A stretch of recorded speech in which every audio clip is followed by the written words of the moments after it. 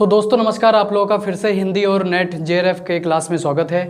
ये खड़ी बोली हिंदी ब्रजभाषा और अवधि के विषय में हम लोग पढ़ रहे थे। तीसरा चैप्टर चल रहा है हमारा और इसमें हम लोग ये जान रहे थे कि हिंदी भाषा के विकास में किन किन चीज़ों का महत्वपूर्ण योगदान रहा है। उसमें थोड़ा सा रह गया था कि आर्य समाज के 5वें नियम। देखो, आर्य समाज की स्थापना किसने किया था? दयानंद सरस्वती ने, मैंने बता दिया था।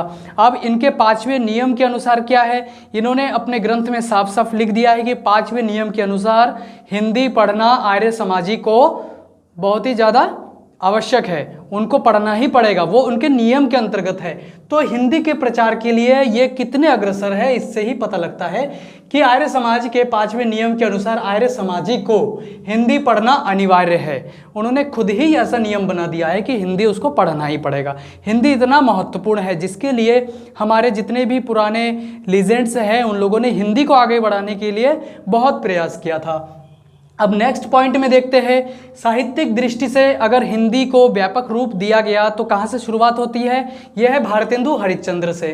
भारतेंदु हरिश्चंद्र ने अपने जितनी भी पत्रिकाएं हैं, बाल बोधिनी से लेकर हर एक पत्रिकाओं में केवल हिंदी में ही प्रचार किया है। इन्होंने ही सबसे पहले जो याचिका है वो याचिका हिंदी में उन्होंने अदालत में दिया था कि जो कार्य आज अंग्रेजी में हो रहा है वो क्या है, हिंदी में हो। इसकी याचिका जो है भारतेंदु हरिश्चंद्र ने स्वयं ही अपने हाथ से दिया था।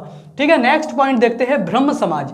ब्रह्म समाज का स्थापना किसने किया था? राजा राममोहन राय ने। लेकिन अनुयायी जो बाबू नवीन चंद्र राय और फ्रेडरिक पिंकॉट, ये दोनों जो है हिंदी के इतने बड़े मतलब प्रचारक थे, सहयोगी थे, जो ब्रह्म समाज के अनुयायी होने के बाद और हिंदी के सबसे बड़े सहयोगी रहे। ठीक है, ये फ्रेडरिक पिंकॉट का नाम सबसे ज़्यादा लिया जाता है। नवीन चंद्र राय, इन्होंने ज्ञान प्रदायिनी पत्रिका निकाला सन 1867 में और इन्होंने खूब उसमें हिंदी का प्रसार किया था। ठीक है, तो खड़ी बोली हिंदी का प्रसार में इन सब का बहुत बड़ा योगदान रहा है। लास्ट जो टॉपिक है ये मैंने आप लोगों को मतलब बोलना जरूरी है क्योंकि फ्रेडरिक पिंकॉट का क्वेश्चन जो है नेट के एग्जाम में 2 बार तो आ ही चुका है मेरे सामने।